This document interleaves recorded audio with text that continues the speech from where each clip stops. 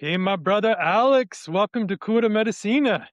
Well, I'm glad to be here, Derek. Oh, dude, I'm so stoked to talk to you today. Alex and I have been on quite a journey together over the last few years, and he has some exciting things to share about a journey that he took recently that is, I'm sure, going to blow all of our minds. It blew my mind for sure. If you want to say anything about who you are, or if you want to just go into the episode and talk about the experience, it's all good. Yeah, I'll give a little Reader's Digest of myself and my journeys thus far. So, started about 2.5 years ago. Psilocybin and MDMA. Moved on to ayahuasca, and that's been my number one source of medicine. Thereafter, I've done a lot of work, as you know. I've been really sticking with the medicine for very diligently, and it's done wonders for my lifestyle, my relationship with my wife, relationship with myself, my daughter. I mean, I have improved in really every possible way, and I couldn't be more thankful to the facilitators that do so, the tribes that I've sat with, you especially, Derek. You've been my guiding light and my strength. And, as I say, I aspire to grow up and be you one day. Thank you, brother. Thank you so much. hmm So, Yeah, yeah. So, So it's what we're here to talk about is my Iboga um, journey that I recently had. It's something that it's been in back of my mind for quite some time. Quite some time. I would say about close to 6 months when it first entered my that seed entered my mind, and I had some revelation with our last Aya that we did back in late October, I think, right? Yeah, and it basically there was a really big shift in something I've been holding on to and tackling for a greater part of my adult life. And, since then, a lot of changes have been made. But I just, Iboga kept on calling me, and I think it was definitely the right time for me to embark on that. yeah, and let's talk a little bit about you have a deep relationship with ayahuasca. And what was it like to enter this new idea even of sitting with a different medicine? Like, what was your process? Did you talk to other people? Did you read about it? Like, how did you get to think about this medicine as a possibility for you? Well, I have done all of the above, talked to people and, watched every YouTube video on it and that I you know, can find. But ultimately, it really comes down to a calling. The facilitators that I went with, they're familiar with ayahuasca. Obviously, they've done ayahuasca themselves. But unlike all the medicines, this one, when it calls you, and you really feel it. So I've again, it's a seed that I had maybe 6 months ago, and flourish into something I knew I needed to have. And really, again, timing was impeccable. And I once I decided to do so, it was I signed, really signed up within a week or so. The next thing you know, I'm on a plane and embarking on my journey. You want to maybe tell people a little bit about Aboga, the people that have never heard of it or don't know about it? Absolutely, I'll tell you what I know. Well, and I like to, obviously your podcast does focus on ayahuasca and other medicines, but ayahuasca specifically. So, the best way to put it is the comparison of ayahuasca and iboga. They're both a psychedelic, and that is where it ends because they're completely different medicines. You can't compare psilocybin with ayahuasca and vice versa, or even bufo, but they're all within the same branch, if you will. And iboga's a different tree completely. Iboga is quote unquote the strongest medicine out there. It is the grandfather. It originates from Gabon, Africa. Um, quick little side note or a really fun fact. So, the Gabonese people, they believe, as many tribes, I guess, would say the same, but they believe that humanity started, in their region. And, fun fact, if you look at, Pangea, when all the continents were put together. So if you kind of if you look at the map where South America and Africa, how they split, coincidentally, Iboga and Ayahuasca at one point were in the same region. Wow. Yeah, Wow. fun fact. Yeah, so they believe that one is a grandfather and one is a grandmother Hmm. plant. Yeah, so it is it's a root. It's not a vine. It is a root. Um, what else can I say? So it is a root. I can tell you how it was discovered if you'd like to know. Please. Yeah. So the story goes, and this is from the shamans over there. They pass this story on through generations, obviously. So the story goes that a man went hunting one particular day, and there they don't use bows and arrows. They're trappers. That's how they hunt. They set traps. So one day he set traps. About 8 or 10 of them or so, and went out there and in the morning set them, and then came back in the afternoon just to see what he caught for the day. So most of them were empty, and just one had something in it, which was a porcupine. Okay. Now that porcupine had been caught early on because you can tell, as the story goes, that it was actually digging through, trying to get out of the cage. So he took the porcupine. It was a bad day of hunting. Only caught one thing, obviously. So on his way home, there's a palm-looking tree in Gabon, and if you cut it, is basically wine. So he started drinking, got pretty drunk, got home, and just passed out. And before giving the porcupine to his wife, so wife decided to cook it up. She cooked it up and ate it by herself and went into a full Iboga trip. Okay. The next morning she wakes up and tells the husband, her husband, hey, this is what happened. And they went over to the shaman's house, and the shaman said, okay, so what happened? And she described everything, and she told them all I had is this porcupine to eat. Well, obviously it's not the porcupine itself, because they eat porcupines on a regular basis. So that the shaman said, oh, lead me to where you found it. So when they took the shaman to the tree, it was actually the trap was under a tree because of the shade. And they saw the trap, and they saw the porcupine was trying to dig out. But in that hole was a root. And you can tell that it was, that he was eating it. The porcupine was eating the root. So they took a part of the root and went back to the village, and they decided, okay, so who's going to try it? So the shaman didn't the shaman didn't want to do it. He was like, I'm too important here. So he made his wife try it. So fun fact, the first two people to ever take Iboga were women. Hmm. All right. And so, yeah, so they took it and had a full on trip. And, that's where the origins of them taking Iboga came from many, many moons ago, obviously. Amazing. Long live the porcupine. There you go. Don't hug it. Yeah.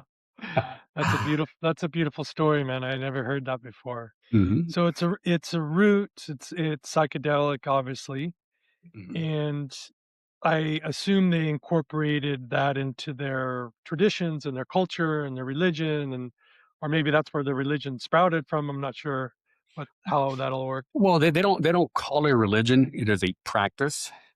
So in fact, since you brought up religion, so in Gabon there are 5 different tribes that actually practice, iboga. And I'm sure you've heard the story, which is out there, that to facilitate, be allowed to, provide or give iboga.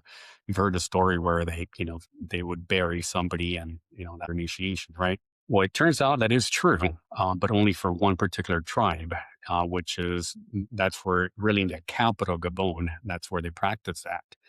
And it's which is really odd.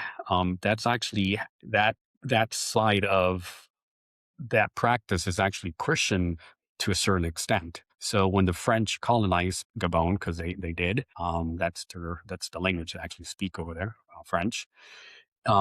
Instead of killing their tradition, they actually made them you adopt Christian values or Christian, teachings.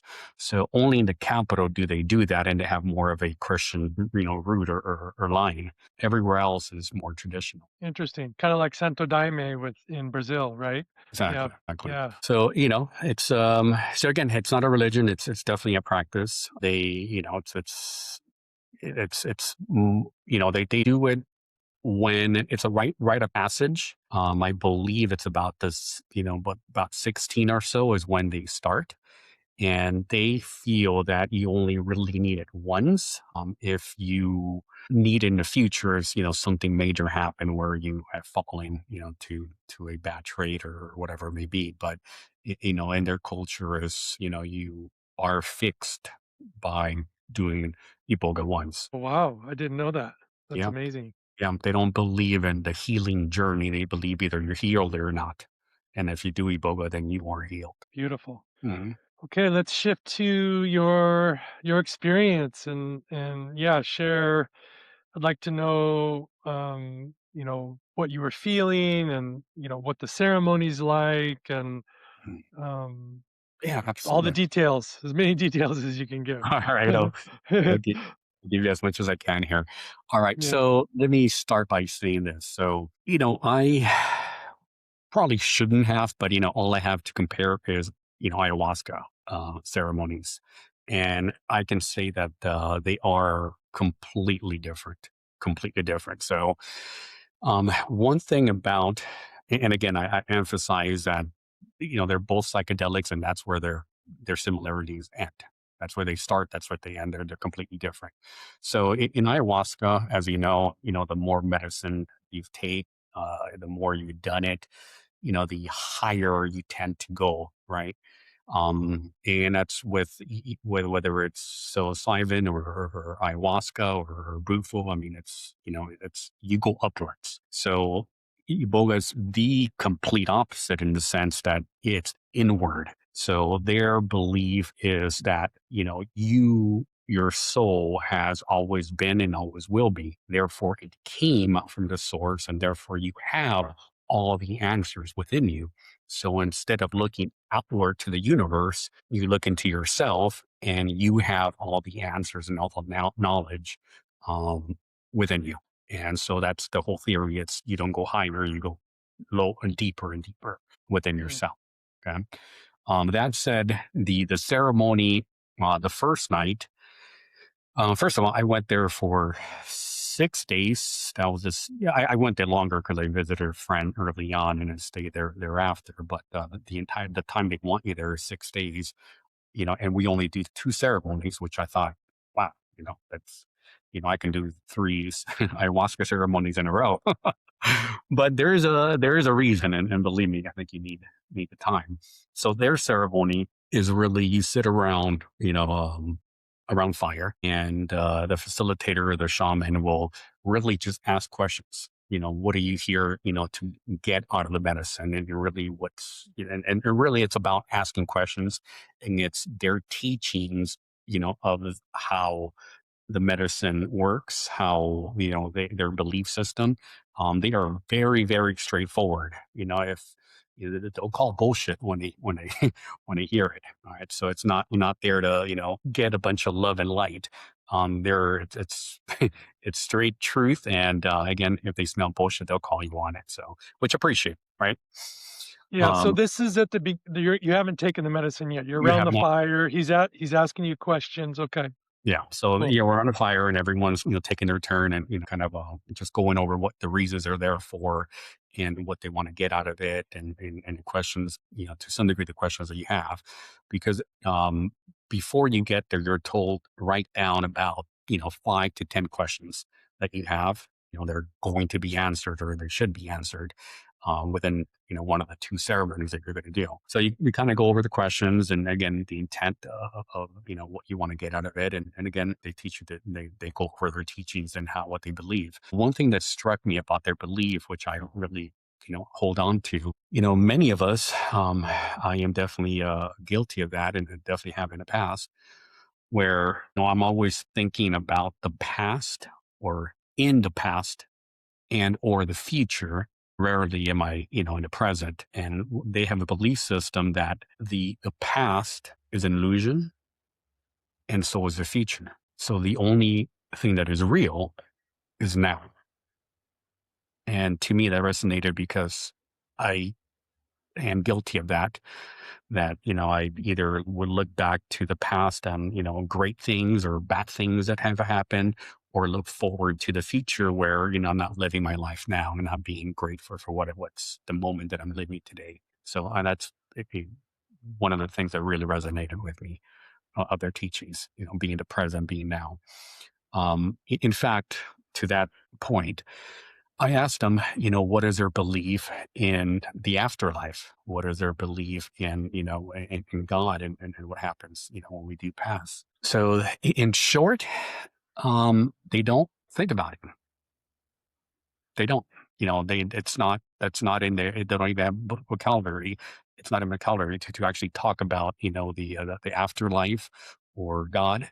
The only prayer that they pray is the word thank you. Amazing. Amazing. Amazing. Yeah. And so it's not, but the whole point I'm trying to make is that they're really about the present, not the future, not what's going to happen now, is just, be in the moment. Like that's their number one teaching, just be in the moment. So going back to the setup of the ceremony, so we go through that.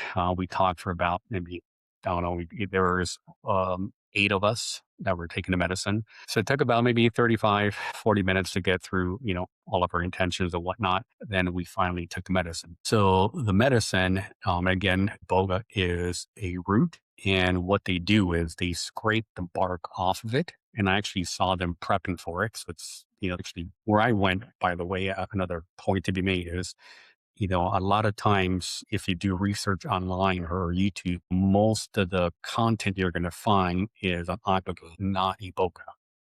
Right? And then there's a huge difference.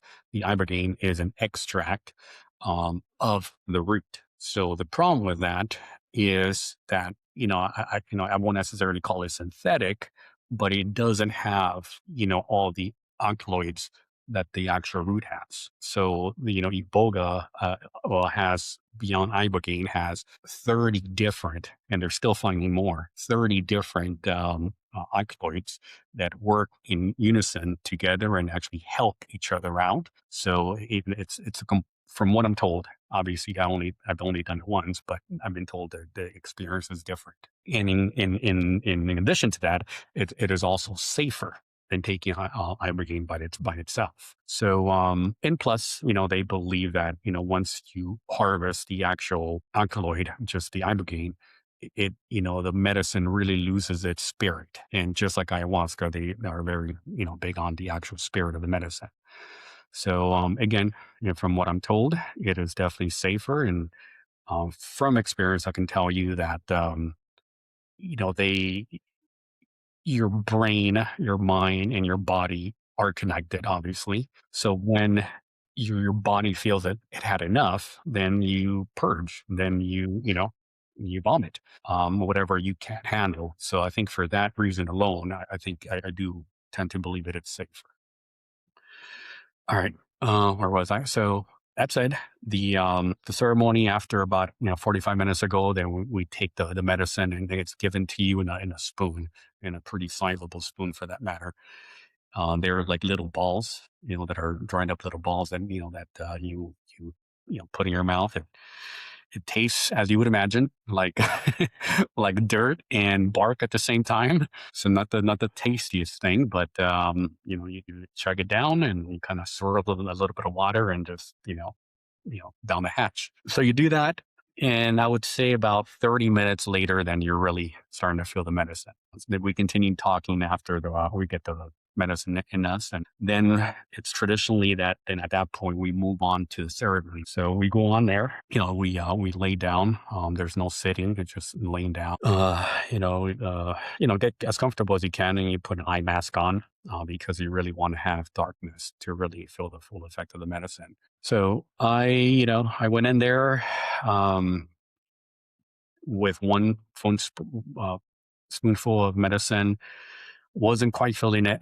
So I took I took another one and another one and another one.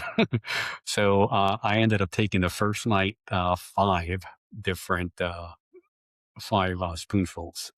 To give you an idea, most of the people did 2 or 3. So I went up to 5, and there's a reason for that.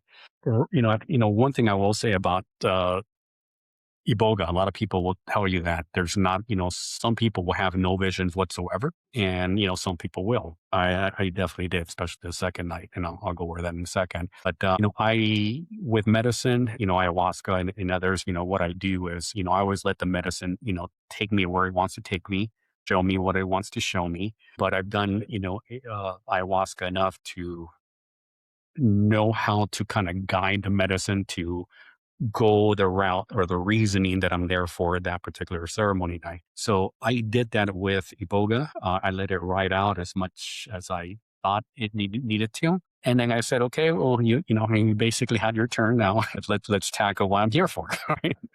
One of the couple questions that I had. So I tried and I tried and I tried and I tried, and it wasn't going. It wasn't going anywhere, to where I wanted to go. I think the closest sign that I saw is when I was asking for a particular answer or reasoning. Saw kind of if you can picture, and a lot of people say this, that the signage or what you see, it's like 1940s, 1950s signage or cartoonage type, images. And I saw an anchor come down.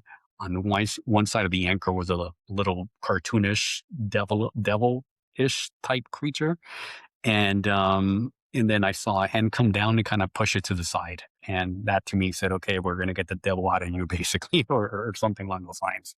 So that's the closest I got to, any answer. Other than that, it just wasn't going for me. And that's why it took so much. So I thought, okay, maybe it's me. Maybe I'm just not connecting with the medicine. Maybe I need more medicine. Hence the reason that I ended up taking 5 spoonfuls. And, and it just wasn't working for me. Like I really wasn't connecting. All right. So, in fact, I was pondering, I was tired of asking for answers. I finally gave up, and I kind of touched my left hand, and I was wearing the beaded,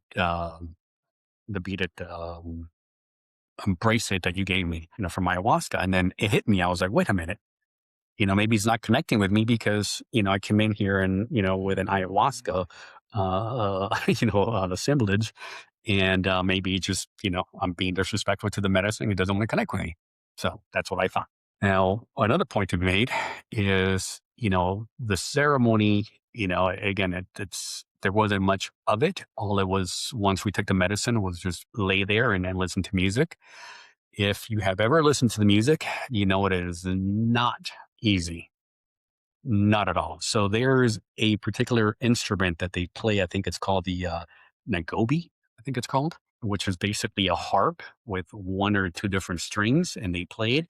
It makes a very distinct sound that was drilled, drilled into my brain.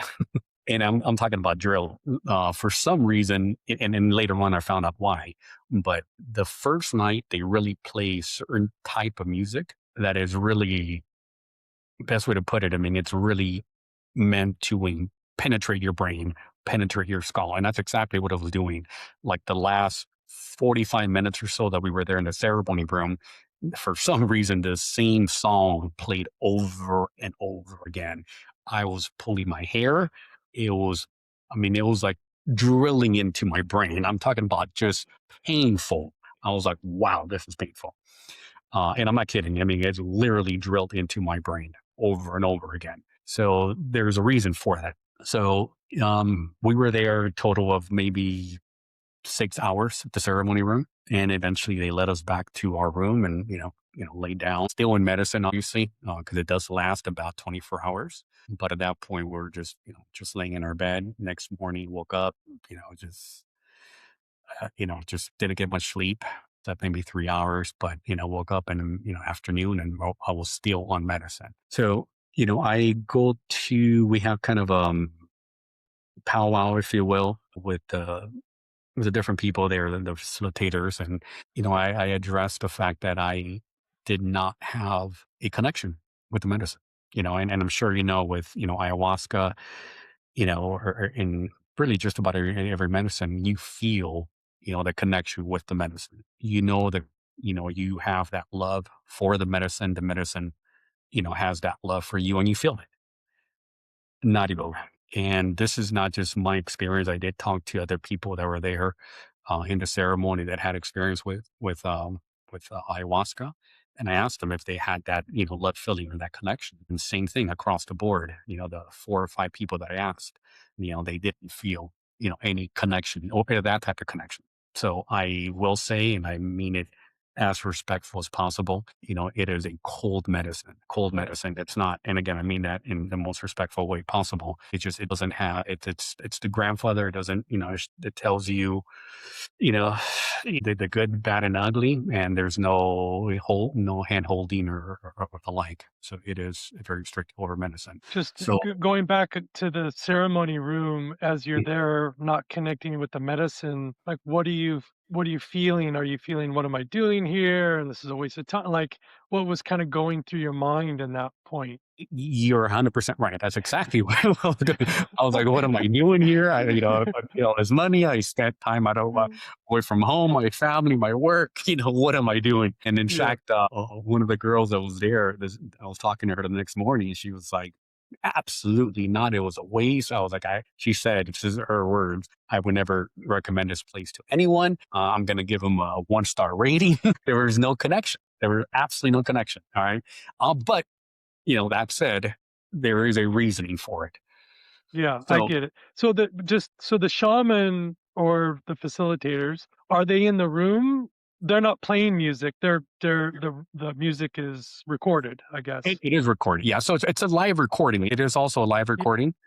It's Oh, so they, yeah, okay. yeah. So they went to Gabon and have gone many, many times and actually do Yeah, the recording. You can okay. actually hear them in the background of the music. So it Yeah. is live recording. It's beautiful music. But it is very hard music. And yes, Yeah, no, they are in the room, but really what they're doing is, just making sure that, when we ask for more medicine, they'll give us more medicine, changing the puke buckets and just attending to us, just guarding them so basically. you're on your own the whole time, you're just like, it's your journey. No, yeah, okay. Yeah. Interesting. Yeah. You're just laying there and I'll tell you, just, when you have a lot of medicine, ayahuasca, like, when you have to go to the bathroom and it's, obviously you're kind of wobbly, whatever. So this is a different type of wobbly, per se. It really is more like you're seasick. Like you're really like in rough waters, and then you're having a hard time seeing, hard time walking, and eventually, if you walk around enough, you're gonna start purging, because it's like being seasick. But yeah, most of the time we're just laying there, nothing else, and you're by yourself and just listening to that music. Cool. Alright, let's get to the now, so you're in your room. Did you when you were in your room the day after, are you so you're still in the medicine, but are you feeling anything special, like, do you feel a little lightheaded? What's the difference between the feeling you had in the ceremony in the medicine and the feeling you had the next day by yourself? Yeah. So, it's again, you wake up the next day at whatever time and you're still in medicine. I mean, you're having a hard time walking, even speaking really. I don't think I said my first word until like 3 o'clock the afternoon. And you just kind of, you eat a little bit, they'll bring some soup or whatever, something to your room, but you're just laying there most of the day, the next day after. As far as thoughts or images, one important point to be made about the difference between ayahuasca and iboga is that with ayahuasca, you're going to see the different, beautiful colors and shapes, and it's the images are, very colorful and sometimes distorted. With Iboga, it's completely different. It's like they're crystal clear. One of the images that I got, which kind of goes back to a past life regression that I did. I was in early 1900s or late 1800s in some European country. I would say, I don't know where, but that same image basically came up during Iboga. And, I was walking down the street and I can see, like, I can make out the bricks, I mean, they were just crystal clear. They're kind of translucent per se, but crystal clear, and they're not very colorful. They're, you know, black and white basically with color, but they're different. The images that you see are completely different. Interesting. Completely different. And that's the case with both nights. And I also kind of got feedback from the other participants there, and it was the same thing. It's not the same visual effects that ayahuasca has. Okay, let's get Mm, into number 2. Okay. So before we get to number two, so let me Oh, tell you yeah. about, What up? yes, so we did a sharing circle, if you will, the next day on the afternoon before we started the next ceremony. And I told them, I was like, this is exactly what happened. I'm not, it's, they're very, very big on being straightforward. So I told them, like, I honestly didn't feel that I had a connection with the medicine. I don't think the medicine had a connection with me. And I really don't feel that I got much from it. I really didn't. So, they explained that nothing really happens the first night. And that's across the board. That's every single ceremony. Why? Because Iboga actually knows this is the first time you've taken Iboga. So what it does every single night for every participant is that all it does is removes old files. So all it's doing is deleting, files that, in your brain that you no longer need or no longer serve you, or that are bad, or, whatever it is. The first night, it's all about clearing your mind of junk files, if you will.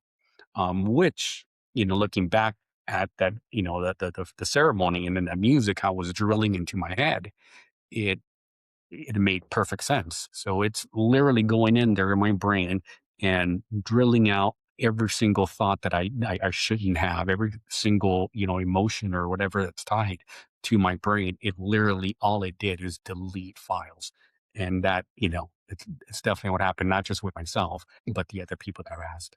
So it is a mind medicine. So that another, point that I want to make. So, ayahuasca, I believe it's really, it's your soul. It's your, it's very emotional. It's a lot of filled with love.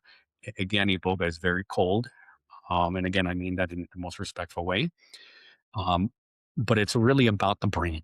This medicine is really about the brain. And, I'm not sure if you know, but there are studies that it's done wonders for people with Parkinson's. In fact, a facilitator was telling me that they've actually had experience with people who are autistic. Now, as you know, there's different levels of it, but the people that they admitted in their ceremony, I mean, they were autistic, but not, you know, not in a wider sense.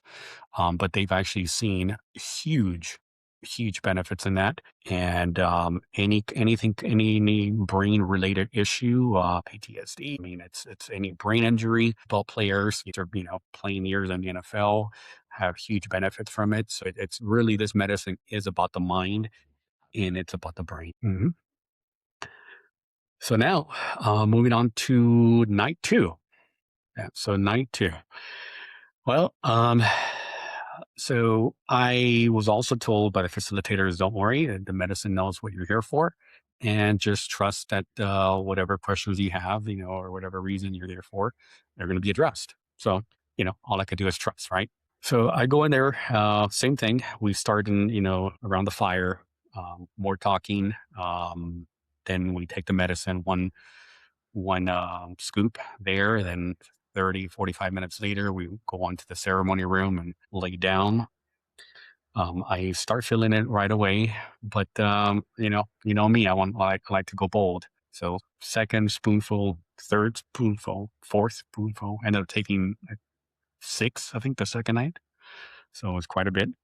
But right about the third one, I started. I started to get a bit frustrated in the sense that, this is this last chance for me to address the reasons that I'm here for, or the questions that I want answered. And so about the third or fourth spoonful, I said, okay, again, you have your shot. Let's tackle what I'm here for. So it wasn't quite doing that. It wasn't at all, actually. But right about the fourth spoonful, then I started really, really feeling the medicine. And I will say the second night, the music, which was a lot softer, a lot better. It was enjoyable to a large degree. So I started seeing kind of visions. I started seeing, but not visions with my eyes closed, but actually visions when my eyes were open, and I started seeing shadows. And I just had this idea. I was like, okay, let's try something. So that technique where you put your fingers in your eyes and for to open up the third eye. I did it, and boy, did it open up my third eye.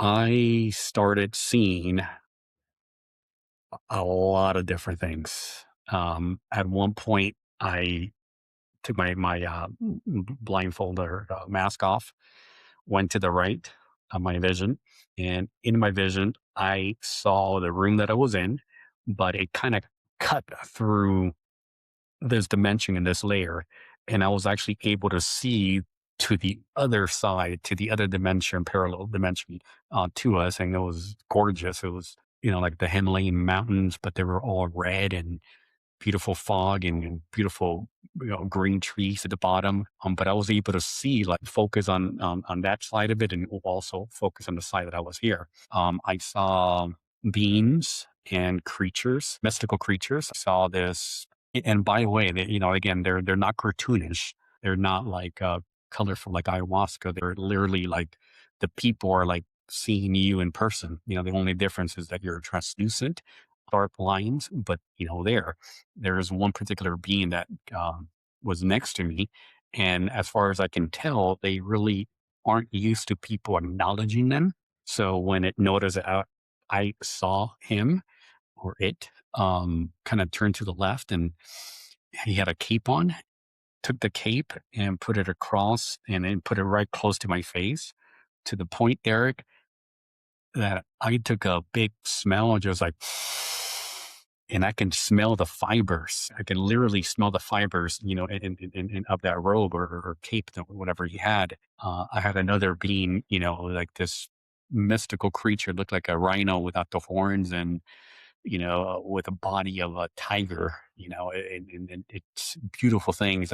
There was this bear looking creature, that, came so close to me, that to towards my neck, that I can feel its breath, on me. Mm. I mean, it was incredible. And I saw, I looked around in the room, and I saw them actually, the room was full of beings, and some I saw coming down from the heavens, if you will. And, it hit me like, as our one of our teachers, I'm not sure if I should say it, no, her name here, but says that when we're doing medicine, we really attract, beings into the ceremony room. It's like, they know there's a party going on, and, they're, they're coming down to party with us. So it was Did amazing. they feel benevolent, or what kind of energy did you feel from them as in the room? Oh, in the room, I mean, it's, there was this beautiful, I mean, there's all kinds. I mean, there was this beautiful, black lady that from the region, you could tell from Gabon, and she was just there, and kind of like just, and yeah, I knew that it was real, and very real. They weren't there just, they were there to party, if you will, but they were also cautious of us, because I looked to my neighbors as they were laying down, like they weren't walking through people. They were like purposely walking over, not to step on them. It was, that detailed. But no, they were, the energy was good. There was no like evil or bad energy. I think only at one point there was one that came to me, and, started looking at me, and it got closer and closer and closer, and at the very end, it tried to scare me, if you will. And all I did was just sit there and smile, and then then it laughed, and then it went away. But again, what the feeling that I got is that they weren't, they really aren't used to being acknowledged or seen, and the fact that we were seeing them, especially I. And then I'll tell you about my neighbor in a second, but they weren't used to being acknowledged and seen on a regular basis. So to them, it, you know, it was joy. And you've never had that experience on ayahuasca? Never, never, never, never, never.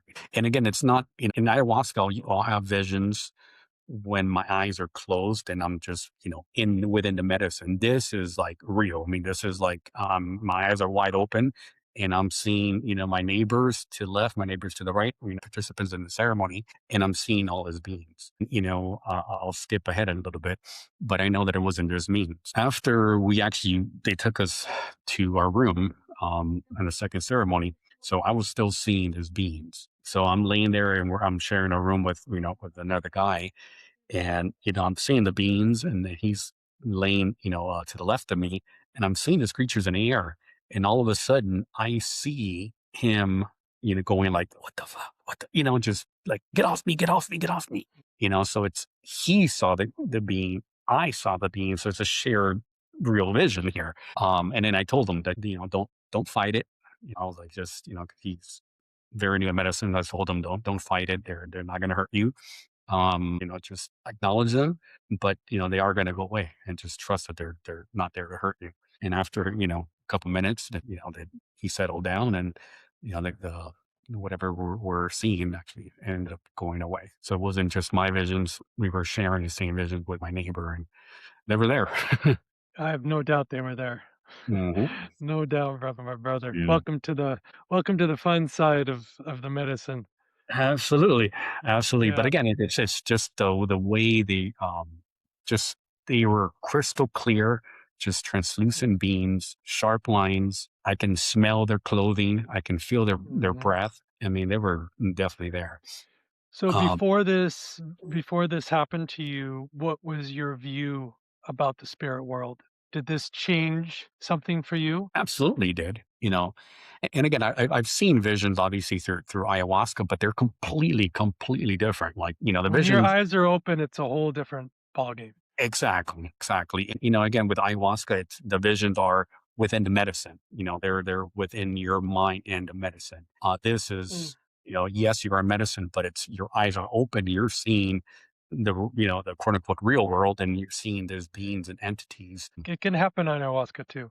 That Yeah. happens to me quite a bit. Yeah. Yeah.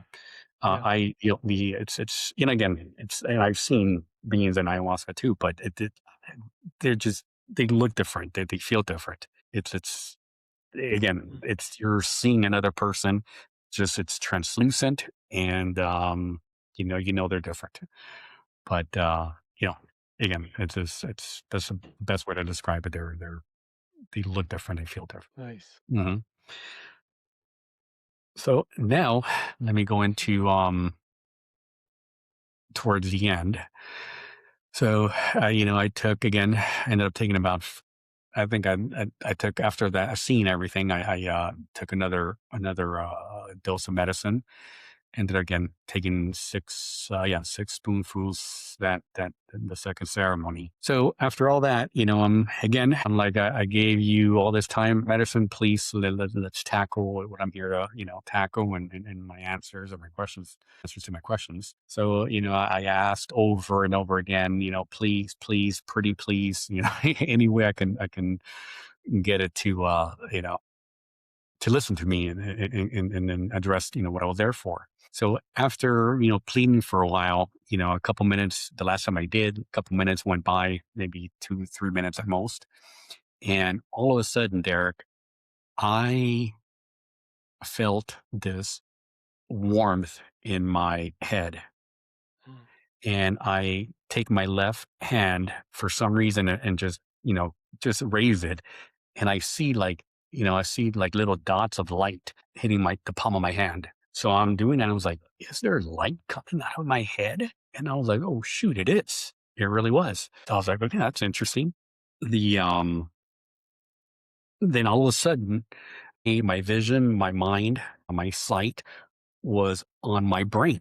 I was like inside my skull and actually seeing not a cartoonish image of my brain, but a realistically view of my brain. And my brain was on fire. I saw like, it looked like a lightning storm, literally a lightning storm within my brain of one side of my brain just shooting over to the other side of the brain. It was just like yeah, best to describe it. It was a lightning storm within my brain. Right. And it felt warm and it felt good. And all of a sudden that stopped and I saw like where my brain was being healed. I don't know what other way to explain it, but I felt like, whatever parts of my brain were dead or not functioning right or whatever, whatever cells are not, alive or whatever. It was healing my brain. I mean, it was the most amazing thing because I'm watching this. And then all of a sudden, I start feeling like this warmth in back of my, like the upper back of my back and starts moving up slowly, back of my neck, my skull. And all of a sudden, like, there's this fury of energy around my brain. I mean, it's just like this massive energy of light, reddish, bluish, greenish light, just like completely surrounding my brain. And it lasted for, a couple minutes. And after that, after a couple minutes, just went up to the heavens. Wow. And I felt completely changed. Like and this is all happening when my eyes are opened. And then, I was like, wow, wow, wow, wow. Then I actually closed my eyes and I felt like I'm in this tunnel. And I said to myself, like, I've never felt more free. I literally said, I'm a different human. I'm a different man. I'm a different person. Like it literally, I felt completely different. And I still do. And I still do. Since the ceremony, my vision's better. I just have a lot more clarity. I'm able to focus more. I feel my brain, everything feels lighter. It literally changed my brain. Amazing. Thank Yeah, you, Iboga, for healing my friend. absolutely. Absolutely. And again, I emphasize this medicine, it really is not so much about the soul, but for some reason, it really focuses on your mind, on your brain. And again, this is why it's so good for Parkinson's and brain injuries and different, PTSD and anything that's brain related, mind related issues. It does wonders. There's some people in there in the group that I was with. I'm sure that it's really good for drug addictions.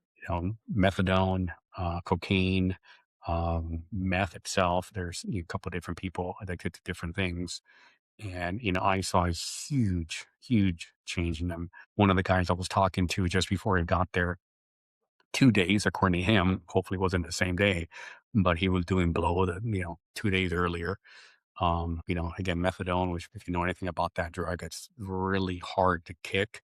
And the withdrawal symptoms are just brutal, brutal. So I saw it firsthand of people who were addicted to heavy drugs and who, once you stop and the withdrawal symptoms are horrible. And, they were perfectly fine, after taking Amazing. medicine. Amazing. It's beautiful, man. I'm so glad you went. Yeah, How do you so yeah, how let me add one more thing. So all of this, okay, yeah. so everything sounds amazing, but I can tell you it was not fun. I much rather be listening to Icaros and doing hape and being served hape and all the beautiful things that come with Right. ayahuasca ceremonies. So this was not fun and it was not easy. So it So we is didn't lose you to Iboga for no, no. But I'm not signing up for next weekend. No, you have not. uh, But it is, and let me also add something here. I feel it's responsible for me to say this on your podcast. So yes, it is safe. I never felt that I was unsafe before I even went or was allowed to attend. I did have to have a panel for blood. to make sure. What they really look for is that you make sure that your liver levels are good, and they require an EKG to make sure that your EKG scan to make sure that your heart can take it, because Ebola does take your heart rate down to a certain level where it can be dangerous. So before attending, again, just my liver and different blood panel and EKG, obviously everything was good. Before we even start the ceremony, the first night, they do an EKG scan there, so they really make it safe. Um, that said, I think that it is responsible for me to say that there is a small portion of people that unfortunately do pass during, taking Ebola. Yeah. Yep. It was their time. If they went out like that, it was their time. Yeah, I'm Glad sure I'm glad it wasn't your time, my he brother. was. Yes, I'm glad it was Yeah. me. I'm glad I'm here talking to you right now. Yeah.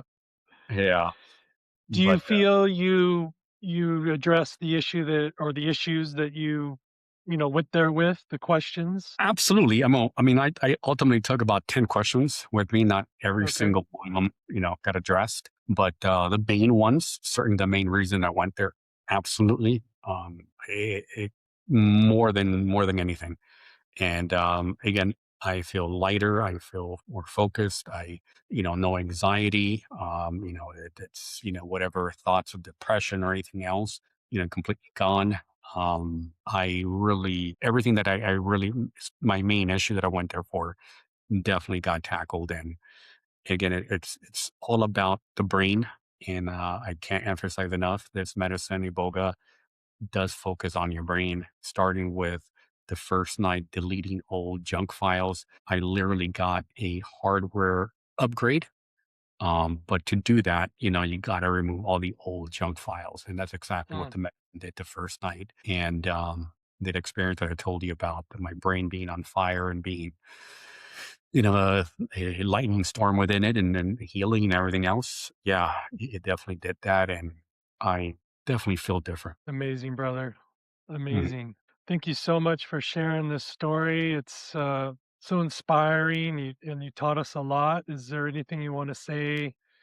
As, departing words to the community listening. Well, I will emphasize that, I did not take the journey lightly. I was, concerned. I was scared to some degree, nervous to some degree, but I knew that for me, anyways, it was a pivotal time for me to embark in that. Um, I think if it is for you individually, you will know, you will feel it. And yeah, if I can be of any help or guidance, I would be more than happy to do so. And hopefully, I gave some guidance here within the show. And I'm just happy to be here to share my experience. And I can tell you that it does work. And you know, I won't. I'm not signing up next week for it, but uh, perhaps in the future, maybe I will. But looking forward to ayahuasca, Yes, we all are. though. Thank you Oh, so much, brother. Yeah. Oh, one final thing. Yep. So on the ayahuasca topic, so after you do Iboga, we are told that we should not do any medicine that has a spirit for at least 3 to 6 months. Hey, Yeah, so I'm out for you're 3 months. definitely on the 3-month side of that Oh, equation, aren't you? wait. I am counting down that day. Yeah. All right. Well, I Yeah. look Well, forward to by the way, sitting with you. this includes hot air, so it's Yeah. tough. That's what I thought. No combo, no hape, no Yeah, nothing with spirit. Yeah. Yeah. exactly. It's good. It's good to take a break. Absolutely. Yeah. Look forward to it. All right, my brother. Hey, brother, Lots of thank you love. for having me. Thank you for having me You're and welcome. allowing me to share. Of course. How's My how's? gosh. Thank you, brother.